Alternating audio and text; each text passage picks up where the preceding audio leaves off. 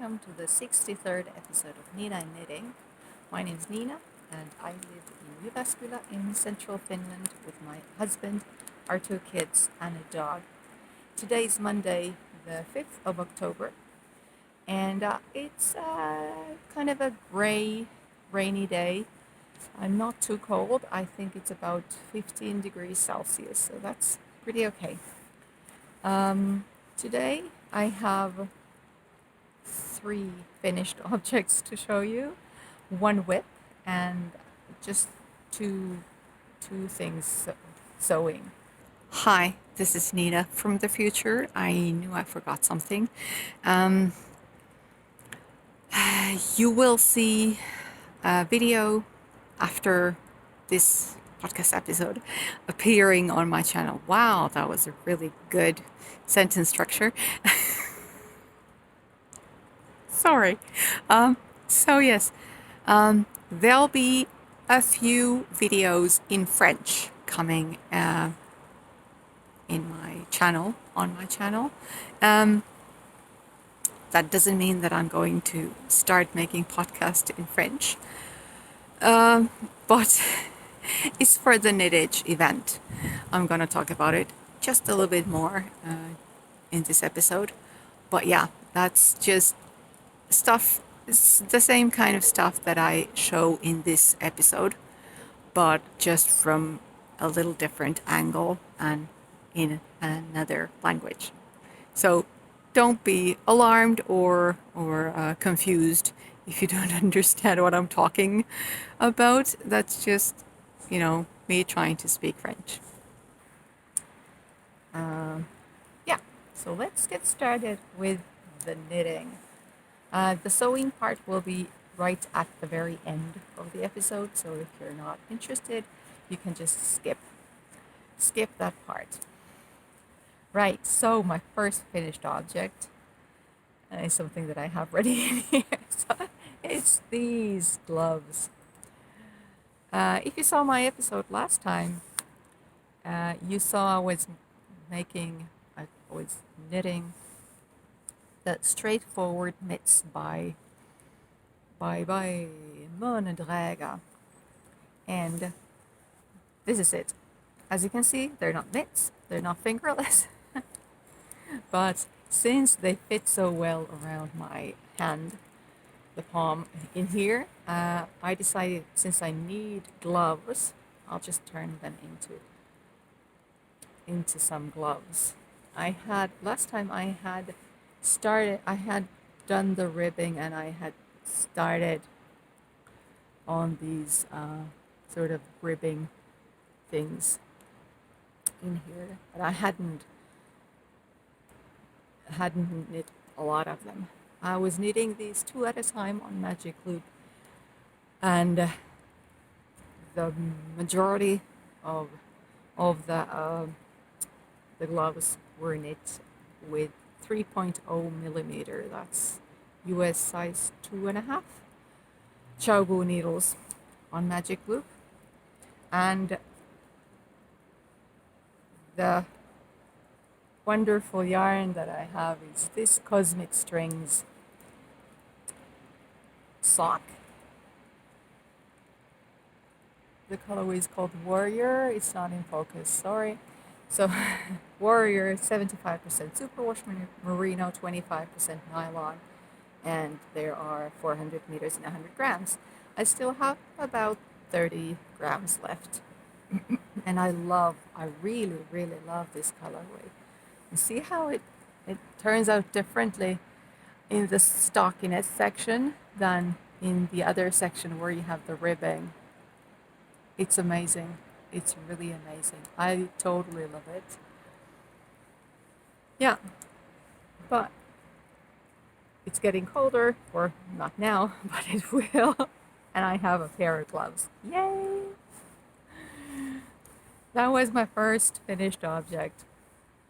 And then my next finished object is something that I knit for the event called Knittage. I mentioned it last time. It's a French-speaking online knitting event. And it started on the 16th of September, or the first match or examination or tournament. No, it's not tournament. Well, the first part started on the 16th of September, and that's when I cast these beauties on. So this is a pattern by Heidi. It's called Dolores Umbridge. So in the same Harry Potter theme as the event, and I've had this this pattern for quite a while. I'd say a few years. I'm not sure if I got it. I think I knit something for Heidi's Ravelry group knit-alongs, or she has these quarterly prizes or something, giveaways, and I think I won a code for a pattern, and I chose these, or maybe I just bought it. I don't remember.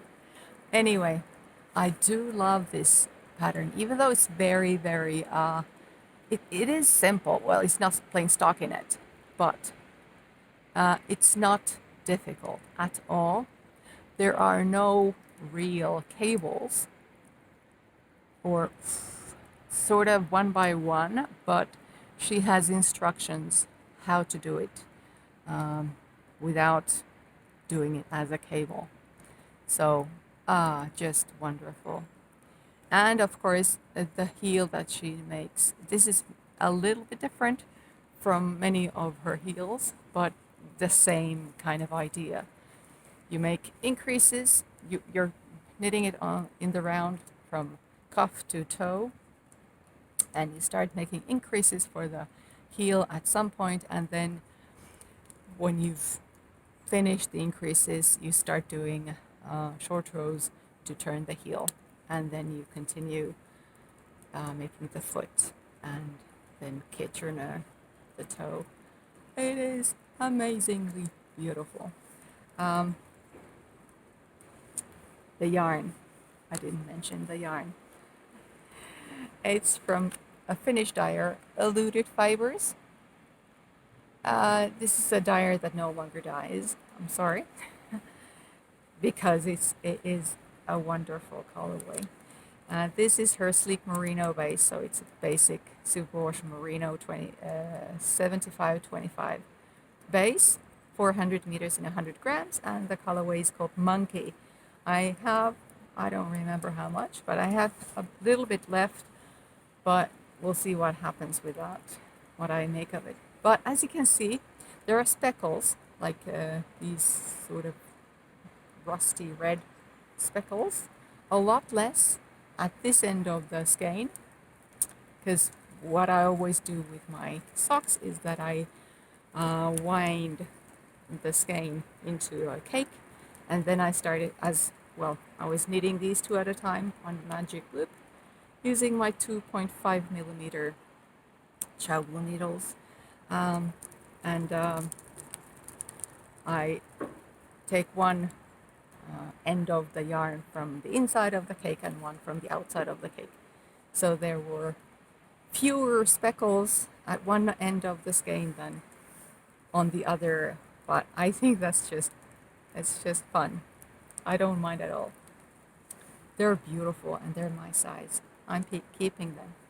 What I forgot to mention about the gloves, I mentioned that I knit most of it in 3.0 millimeter needles, but I actually changed to 2.5 millimeter for all of the fingers, because I felt it was better that way. I like the fabric or the knit better with 2.5 millimeter needles for the fingers. And if I had thought of it, maybe I could have made the start ribbing with a little smaller needles, but it's fine, but it could have been better with a little bit smaller needles. Yeah, so 2.5 millimeter needles, that's US size 1.5. So that's my wonderful pair of socks. Then there's a whip that you saw last time, and that I have finished. Another pair of socks. Here it is. This is how far I've gotten last time. Here's the other one. And for these also, I was knitting them 2 at a time on magic loop with my 2.5 millimeter Sockenwolle needles, red lace needles. And these were like the first three, I think three clues, because this is a mystery sock for Sock Knitters Anonymous Ravelry Group. The pattern is called Never Enough Dragons by Becky Green. And yeah, so I had turned the heel, and this is where the leg ended. And then afterwards there was one clue. Let's see if I can show it to you. I'm not quite sure if you can really make it out. It's this sort of chevron thing. That was the next clue. And the instructions said that you could repeat the same motif twice to get it a little, or like make it a little bit longer on the foot. But this is the sort of pattern that I think I've made before. It's pretty. If you've seen my podcast before, you know that I get bored pretty easily. And this was very simple to knit. So I just didn't really want to repeat it. Besides, it's quite stretchy, and I was a little worried that maybe it will make the foot of the sock a little too loose, you know? So I just decided that, okay, I'm gonna see what the next clue is like. And I'm pretty happy that I did. I really, really like the last motif of the sock. Very, very pretty. It's not too difficult, but there's stuff to do. So yeah, it was a little fiddly too, but not, even though it's repetitive because you have a lot of repeats here in the foot, but it wasn't something that I could really memorize or didn't memorize while I was knitting it. But I really like it. I like the effect. It's supposed to be sort of the scales of a dragon. It's really nice. And I think it shows pretty well in this self-striping yarn, which is ProLana sock. It's a fingering weight yarn, 75% virgin wool, 25% polyamide, 420 meters in 100 grams. And yeah, so I was, for this one too, as you can see, I only have one ball of yarn. I knit the one of the socks from the inside and one from the outside of the ball. Where did I put the second sock? And because I was knitting them that way, you can kind of see that the stripes go in different directions. You will see it if you start looking for it, or if you're really paying attention. But who's gonna look that closely? I don't know. I'm not. But I really like them. The yarn was a little bit harder on my hands than the merino, but of course this is virgin wool, this is merino, so they're different wool, so it's understandable. But now that I have blocked them, it doesn't feel at all like itchy or anything. I like them. I think they are about my size, but I might give them to somebody, even though they're really pretty. And then I have the whip. I'm just gonna move my feet because one of them is going to sleep. I have my tripod on a rock, and I'm standing in front of it on one foot because the ground is not even.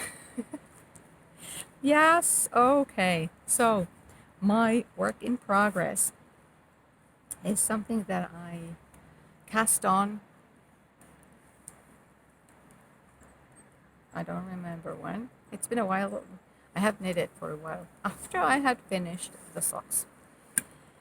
And this is a pattern by Natalia, something that starts with a P. You'll see it on the screen. It's called Split Ends. It's oops. It's a sweater. Okay, now. So I did a provisional cast on. That's not in the pattern, but you will have to pick up stitches for the neckline. So I just decided that it'll be easier to do a provisional cast on so that I'll have the stitches, the live stitches, ready for the neckline once I get to that. Then you have your raglan increases with just a very nice little cable, and then you separate it for the sleeves, continued with the cable, and then some reverse stockinette between the cables. And I think there were a few decreases. Yeah. And then you started moving the cables from one side. So there are some decreases on this side of the cables and increases on the other side. So it just like makes a curve like this. And at some point you split the hem. So you're knitting it in the round until this. And from now on, I've been doing it back and forth, of course.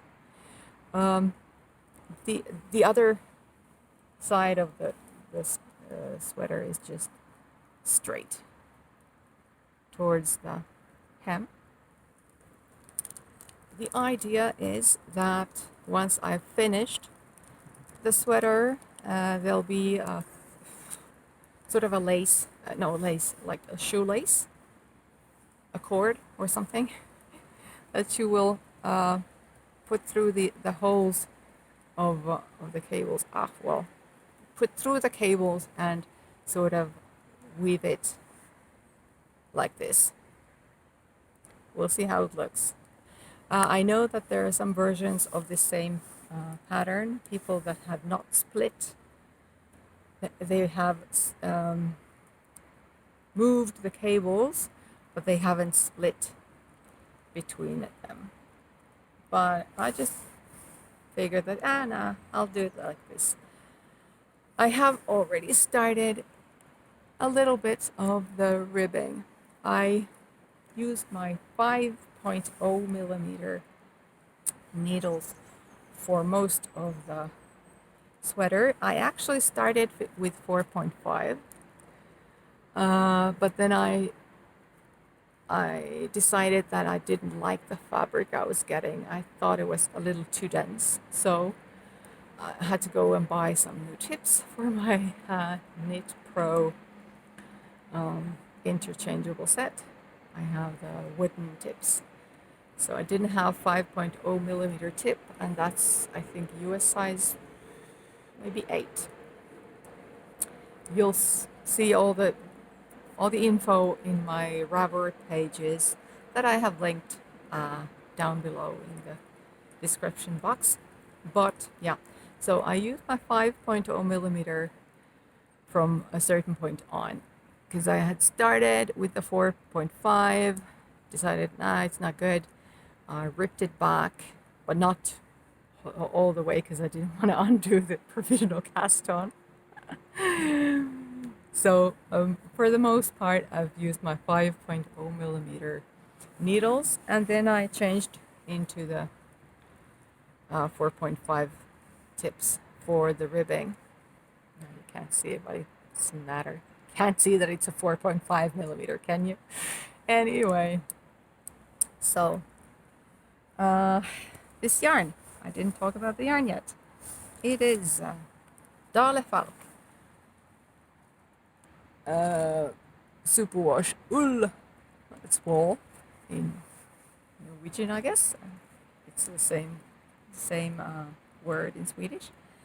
This ball is 50 grams for, and it's 106 meters. So there are about 212 meters in 100 grams. It's 100% superwash wool.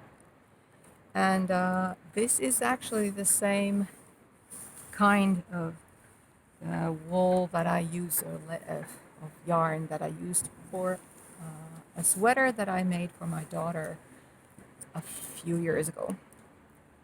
And I just bought some more, or quite a big quantity of it last winter, I think. And I was thinking about making myself a sweater. So this is it. If you look at the sort of shape of it, it looks like it's really long and really narrow. I think it's probably the first sweater that I have that has negative ease. I like it. I like how it is when I'm wearing it or when I've tried it on, but it's different. I am used to having some of these, nice and like a bit of a saggy sweaters and cardigans, but this one is not. And yeah, it requires some sort of attitude to wear it, but we'll see how it looks once I finish it. So it is quite long. It's gonna be like, I think the ribbing will end somewhere half down my butt or something. We'll see what blocking does to it. And of course, since it has negative ease, it means that it will probably try to get some more width from, and then of course the length will do this. So that's why I don't mind at all that it's sort of a long sweater right now, and if it stays like that, that's fine too. But I am pretty sure that once I've finished it, locked it, and start wearing it, it will sort of accustom to my curves and maybe be a little bit shorter than what it looks like right now. But yeah, I'm gonna finish this sweater, I think. Actually, it's not the next thing I'm going to be knitting. This is just the knittage, the tournament or whatever ended today, this morning. So I will start a new pair of socks. I've mentioned that I have nieces, and one of them has her birthday this month. I've already bought the yarn, nothing too spectacular, but I really like the color and I think it will look really nice in the pattern that I've chosen. I'll be showing it to you in the next episode. But yeah, so I'll be making my niece a pair of socks. Then I'll be working on the sweater, of course, and I don't know.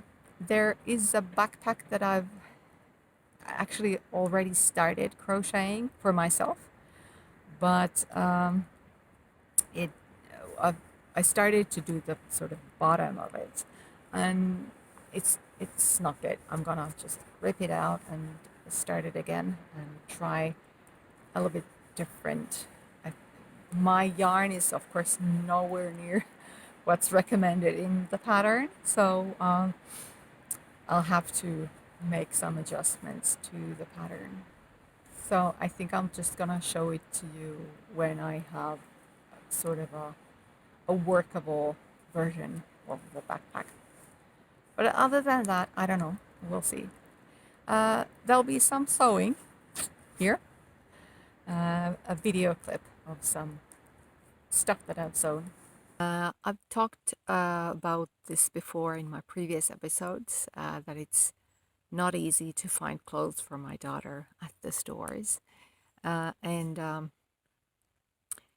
So this time I went to a fabric store in Jyväskylä called Eurokangas, bought some fabric, different kinds of fabric, and then I went to the local library to see what sewing magazines they had in there. And one of them was this magazine, Ottobre, and it's fall 4/2009. So it's not very new. Can't see it possibly, but yeah. Anyway, so I borrowed this because I had a few patterns that I might try and make her. And one of the first one that I actually made for her was a pair of pants.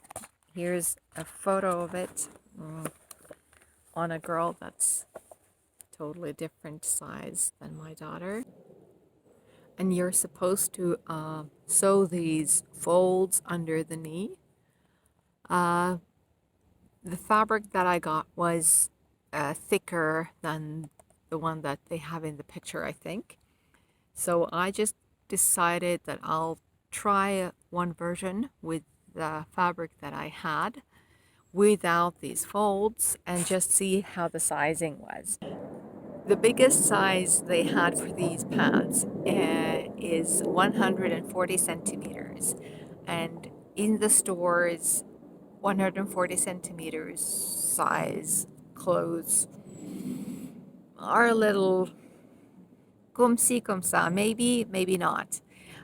You'll just have to see the shape of the clothes, and I can show you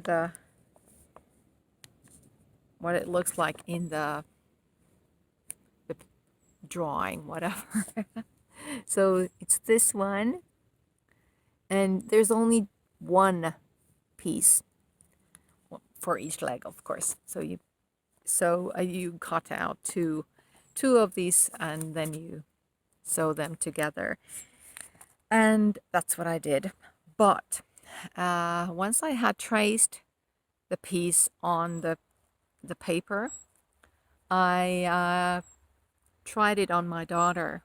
Like the paper, it's not easy to fit or try on the piece of paper, but I could see in there that the circumference of the two pieces would not be close to being a good fit for my daughter. So what I did was I added some 3 to 4 centimeters on each side of the pieces.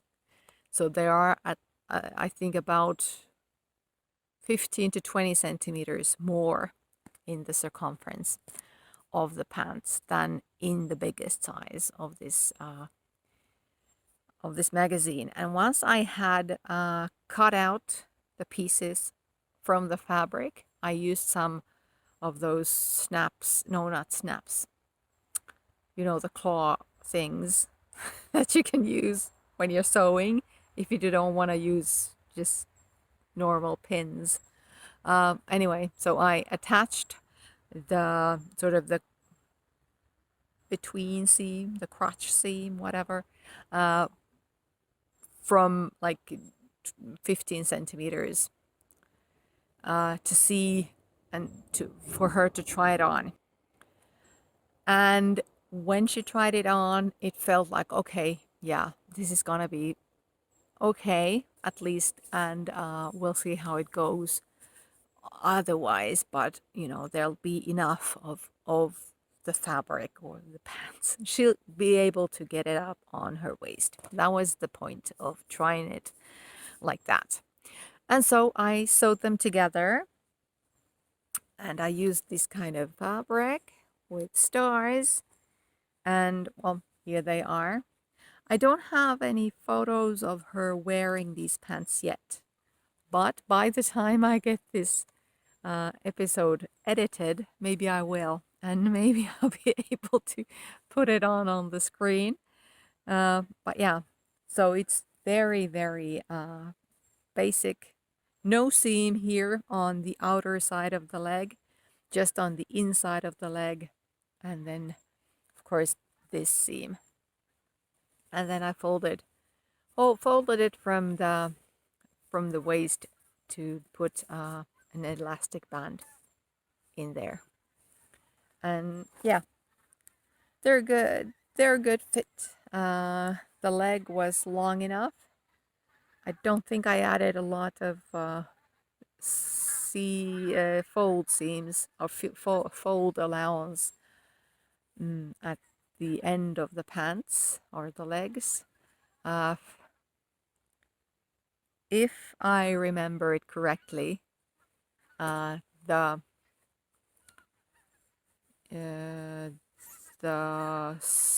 pieces include the folds, but not the seam allowances, maybe. But anyway, since I had to fudge it so make it bigger, this is different from what you could find in the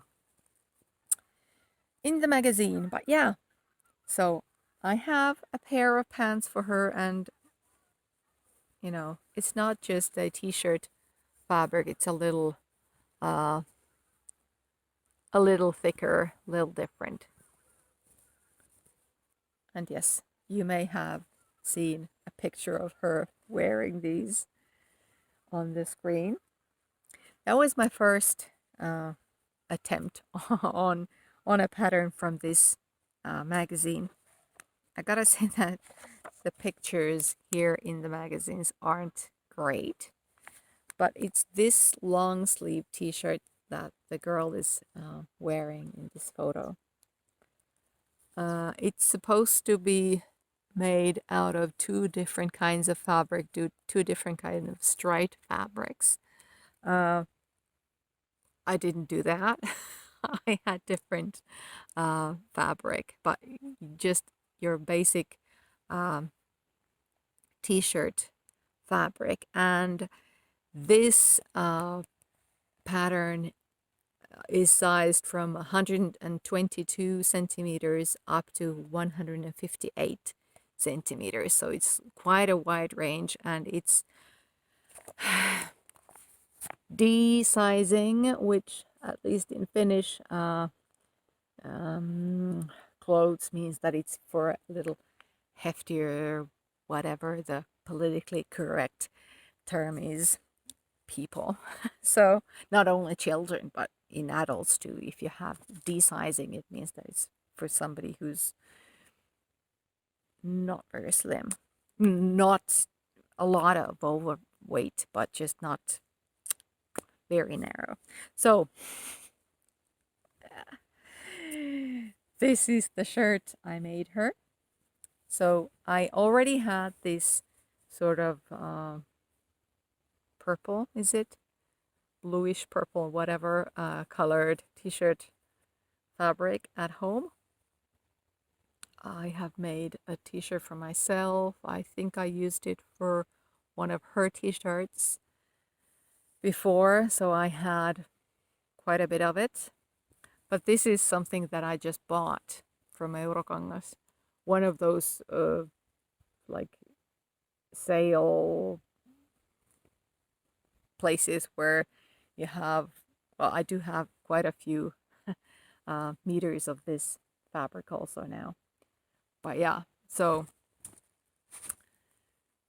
has the dark fabric here in the front and in the back, and then the sleeves are another color, and then I use the same fabric for the neckline. I could have used ribbing, but I didn't have any ribbing, so I just used this same same fabric. And for her, I drew out 146 centimeters size pieces, and then I discovered that the sleeves are way too long. I actually cut 140 centimeters. The length of the sleeves was from the 140 centimeters size, but even that was this much too long. It's like more than an inch, like 3 centimeters at least, 3 or 4 centimeters. And I felt it was too long in the hem too. I think I had already taken some of it out when I was trying the paper on my daughter to see the length of the shirt, and just decided to cut it a little shorter. I do have a couple of photos of her wearing this shirt, so I'll be able to add these on the screen. But I'm pretty happy with this shirt. And I will be using the same pattern again because it's really good. And now that I have the sleeve length closer to what it should be, and of course the hem where it should be, or where it's better, I think, then yeah, I'll be able to get some nice long sleeve t-shirts for her. I used the same pattern more or less. I made, well, these photos are not good, but another version where you have the front piece of the shirt has like 3 different fabrics. She has a sort of an skirt or dress over it, but there's one fabric that's the main part of the front piece, and then there is another fabric on the shoulders, and then a third fabric here in the neckline. And I used that same idea for another version of this shirt that's in the wash. But if I happen to get it out of the wash and get some photos of my daughter wearing that version, then I'll put it on the screen. It all depends on how long it takes me to edit this episode. But yeah, those are my sewings. Just quite a few face masks too, but like I said last time, I won't be sharing them anymore because, you know, they're all the same, different fabrics, yes, but more or less the same. I have used another pattern that I found online, but I sew them in the same way I did the ones that I showed you last time, so that's it. Right, that's all for now. I hope you enjoyed this episode. Please leave me a comment down below if you like. Thumbs up, thumbs down. Well, if you have something that I could do better, then I'd appreciate if you told me so in your words and not just with a thumbs down, because as I've said before, it's not very informative. But yeah, so any kind of feedback is welcomed. And I'll make another episode in I don't know how long. Until then, I hope you have a really good time. I hope you stay healthy.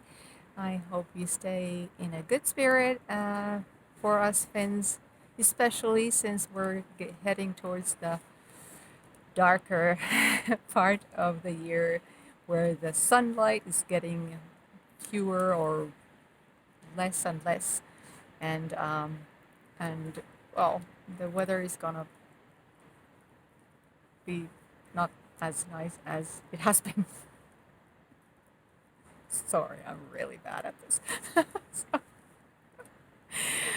have a great time. See you next time. Bye.